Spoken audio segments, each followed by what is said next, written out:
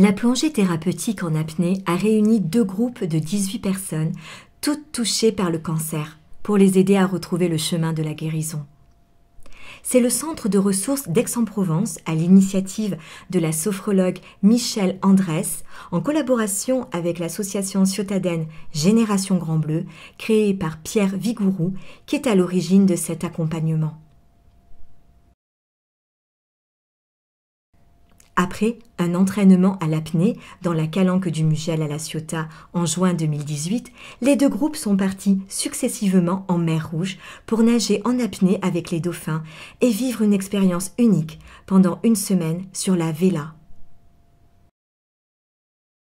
À leur retour, ils se sont tous réunis à Luynes, chez Suzanne, le 21 juillet, et ont ainsi pu échanger leurs impressions et exprimer leurs ressentis après cette expérience unique et magique. Le voyage avec les dauphins, un projet que Michèle nous a lancé, on n'y croyait pas, et puis on est parti. Il y a eu 2 groupes. Nous, on était dans le 2e groupe. On est parti le 30 juin. Et nous avons passé donc 1 semaine en mer Rouge, on était 18. Ce fut une expérience magique. Il y a un lien qui s'est créé et du coup un élan de vie, un élan d'amour. Et j'avais une appréhension en fait par rapport à l'apnée. Et le groupe était porteur, je veux dire, on soutenait tous ensemble. C'est comme si on était une famille en fait en quelque sorte. Et ça a vraiment été une expérience extraordinaire. Et pour parler du coup des effets secondaires, oui, en partant, je me disais, bon, tu vas partir, il y a une page qui va se tourner. Et en fait, je rentre et j'écris un nouveau livre, quoi. J'étais la plus âgée du groupe et j'ai toutes mes petites, et le grand aussi, qui m'ont soutenue et je suis allée, je ne pensais plus avoir de réserve vu mon âge, mais j'étais au bout de mes réserves, j'étais au-delà de mes possibles. Et je remercie parce que l'aventure avec les dauphins, la rencontre avec les dauphins, c'est voilà, rien qu'y penser, j'ai la chair de poule. Le regard du dauphin, de les voir dans cette harmonie, parce qu'ils sont très harmonieux, et bien cette harmonie on l'a retrouvée dans le groupe. On avait l'âme dauphin.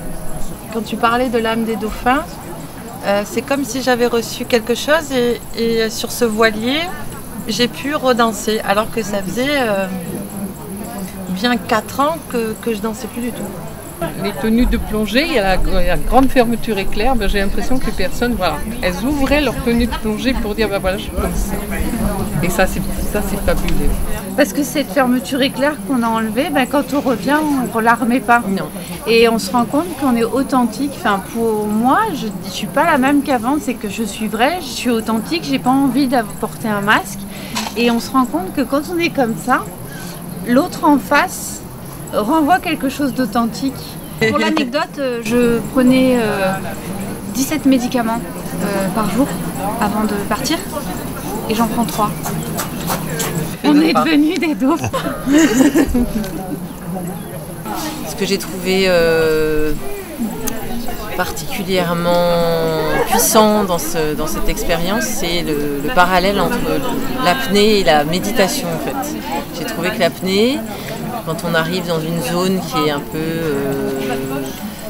profonde, mais pas trop, c'est assez facile.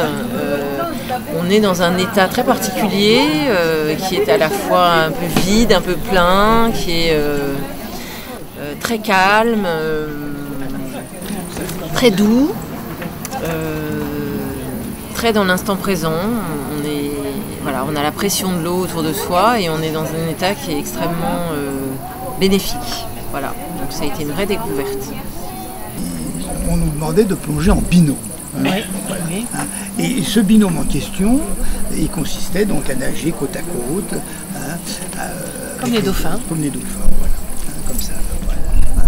Et puis, Isabelle partait dans les profondeurs. Elle avait un rythme légèrement meilleur que le mien, il faut bien l'avouer. Maintenant, je m'améliore, mais bon. Donc, elle me semait. Et je cherchais toujours, où est mon binôme? Où est Isabelle? Isabelle, où es-tu?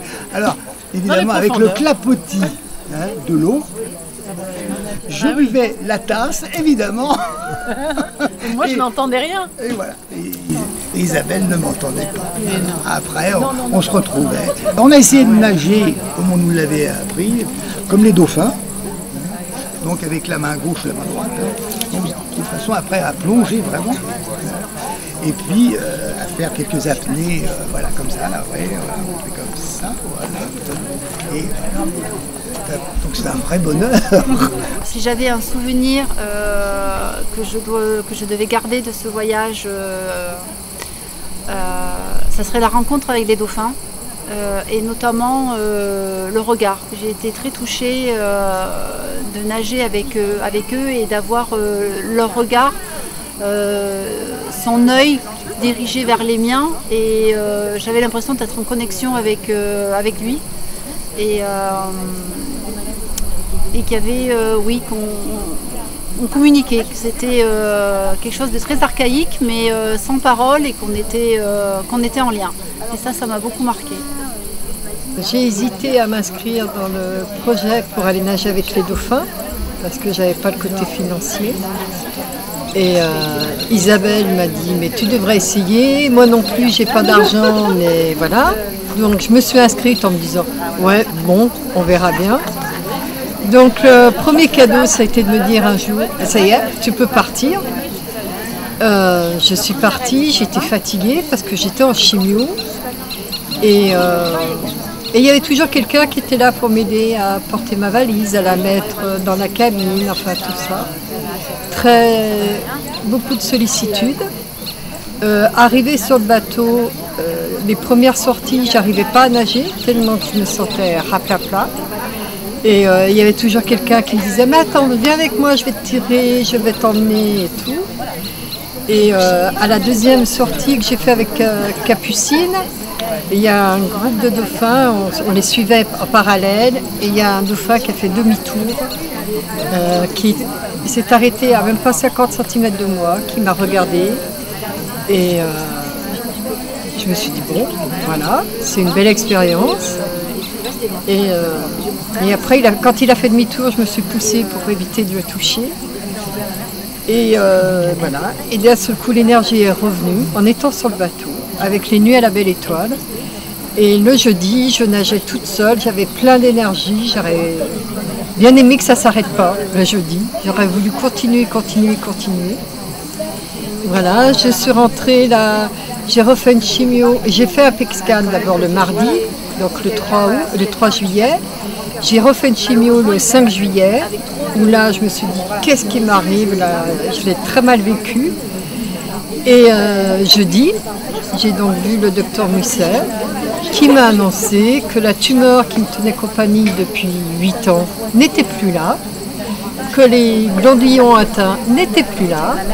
Donc on continue encore un peu la chimio parce qu'il reste une tâche au poumon. Mais voilà, donc depuis jeudi, je suis sur le nuage des dauphins qui continue à me porter. Et j'ai l'impression que l'énergie qui m'a été diffusée en étant sur le lagon continue encore à me porter, continue à s'ouvrir de plus en plus à moi. J'ai l'impression que c'est un puits sans fond, que je peux toujours aller en chercher et que j'en aurai toujours autant, qu'ils seront toujours là à m'aider. Et voilà. Donc pour moi, ce voyage dans ce lagon m'a donné une belle confiance en moi et surtout m'a offert la guérison. Et ça, c'est un cadeau qu'on ne peut pas oublier.